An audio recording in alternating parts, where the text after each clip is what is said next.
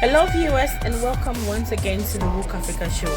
Now, one of my most favorite things to do ever is to come to you and have this conversation with you, because where else would I be apart from the midst of my brothers and sisters all over the continent, all over the diaspora, all around the globe.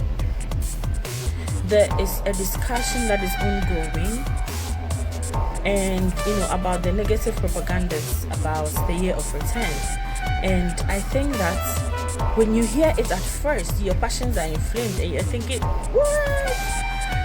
But I'm thinking that maybe we're looking at it in the wrong way, because our African American brothers and sisters in the diaspora, first of all, all of us, not just them, we don't have good historical records of who we are, our past, who we've been before all of this enslavement and colonization.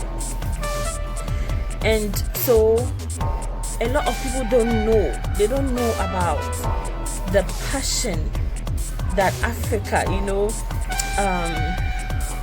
I would say the passion that some African heroes, the passion they had, the passion with which they fought for the reunification of the entire African continent and the entire people of African descent in the diaspora.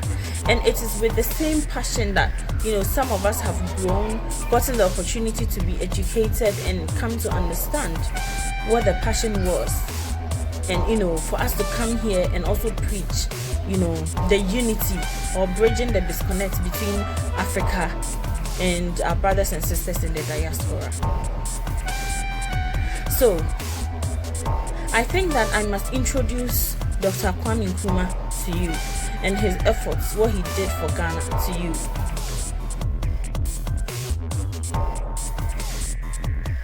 Nkrumah was contagious. He was afflicting other African leaders with different ideas. What was happening in Ghana would have happened in Guinea. What was happening in Guinea would have happened in Senegal.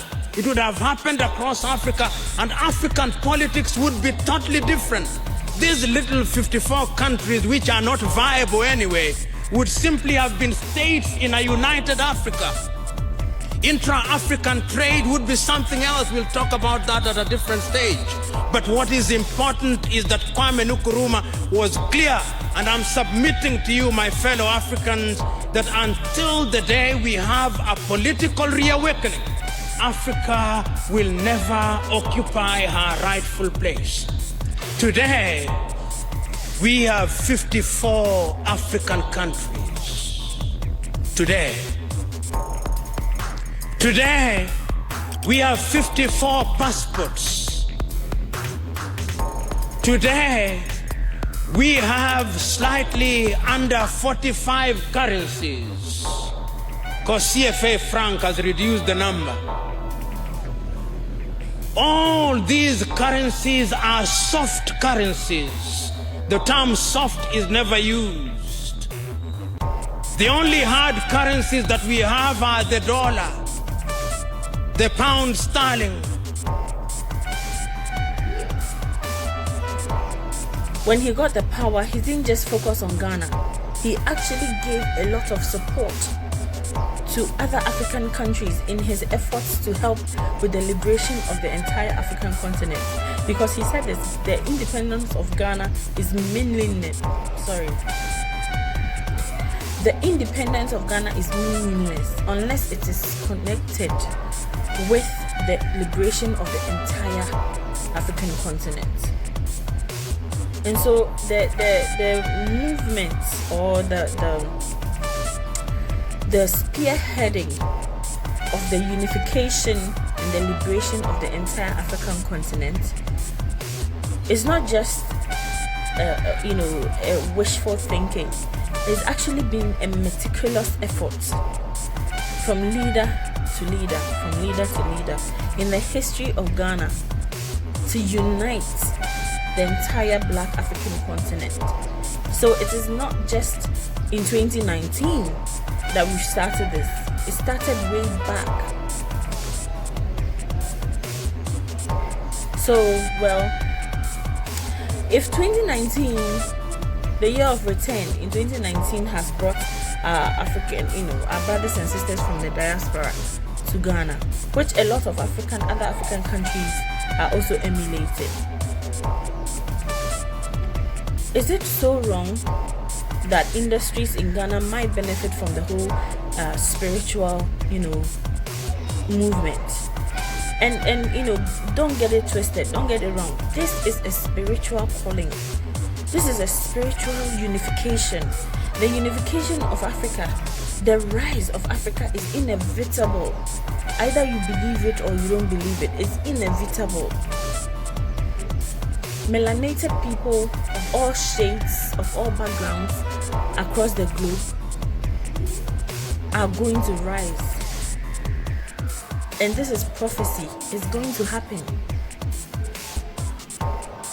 So, you know what? We can sit back and say that, oh, this is not for us. Why are these people all of a sudden trying to scam us out of our money and all of that? But brother and sister, wherever you may be, Africa is where our home is. The Americas were not built for black people. We were used to build it. The West was built for their own people. We were used to build it. But Africa is where we were taken from. And it is the only place that when we come back, because we share the same spirituality, we share the same connection, it is the only place that the acceptance is 100%. It's the only place that the love towards a fellow human being is not underscored by prejudice. So, you know what? It's not always all the time about shouting and about getting furious. I think that over these past days, I'm moved to compassion. I'm moved to compassion. We must help get the information out there. Our brothers and sisters must know that this is indeed not just a publicity stunt or how do you call it, a tourism drive. This is spiritual. Okay, so there will be gains here and there, but do not be deceived. You need to look, I'm not saying that everybody's experience down here is going to be fantastic, phenomenal. Well, most of it depends on how you yourself handle yourself on the continent, how your reaction with people, how you come, if you come with a perceived notion about what Africa is, then you might be disappointed. But if you come with an open mind about the place you are coming to learn something from the culture, to contribute what you can to the culture, to mix, reconnect, find new family.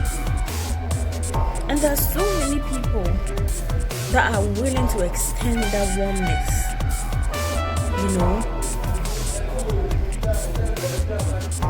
So I see that we don't know our history.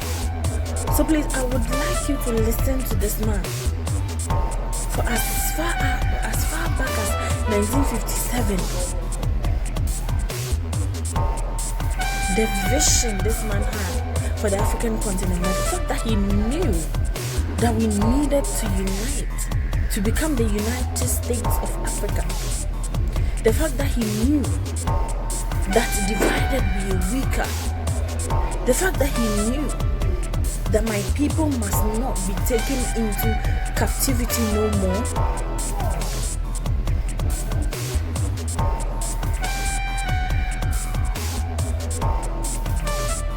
This is one of our great Pan-African heroes, not just to Africa, but the entire African diaspora.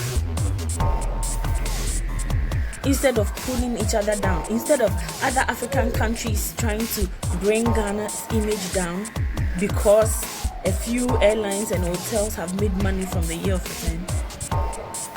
How about we change the narrative? How about we show our strength, we portray our strength? How about we use this opportunity to speak about such great people? Please listen to Patrice Lumumba's speech about Osajifo Dr. Kwame Nkrumah, and the need for Africa to rise in terms of technology, science, in terms of education, in terms of reconnecting for economic empowerment. It's time already. It is time already, people. It is time already. Look, Ghana is offering free land. Ghana is offering free land. If you go to the Year of Return Secretariat, you will be able to access these traditional councils that are giving free land. If you want to come back and start and establish a business and build a home and do whatever you want to do, there is a free land available. And I think I may actually go to the secretariat and bring you information on that.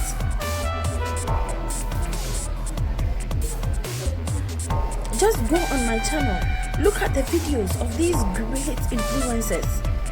Just listen to them, listen to the wisdom that comes with it, and understand the spiritual connotations of the time that we're in. You see, sometimes it's very interesting for the current biblical Israelites to be free from the pharaohs of Egypt. They have to travel, they have to move. So for any redemption to come, there should be a movement. And what is happening right now is our ancestors, it's spiritual. Our ancestors bringing us back home to inspire us to be greater than what we've been called. The Ubuntu spirit is leading us back home, where we can unite and be strong.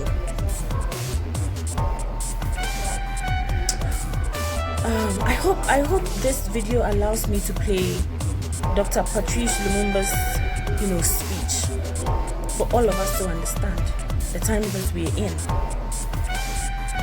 What amazing leaders we've had. What amazing examples we've had. And why is it that we should not encourage each other? Like if Ghana started the Year of Return, Nigeria should start, Liberia should start, South Africa. All these other black African countries should start inviting our melanated people. But the point is, we need to progress with our science and technology. We need to strengthen ourselves with the science and technology. Without it, it might be difficult. Without it, it might be difficult.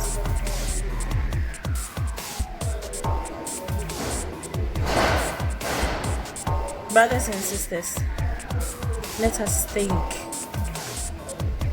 Let us unite. Like I do it all the time.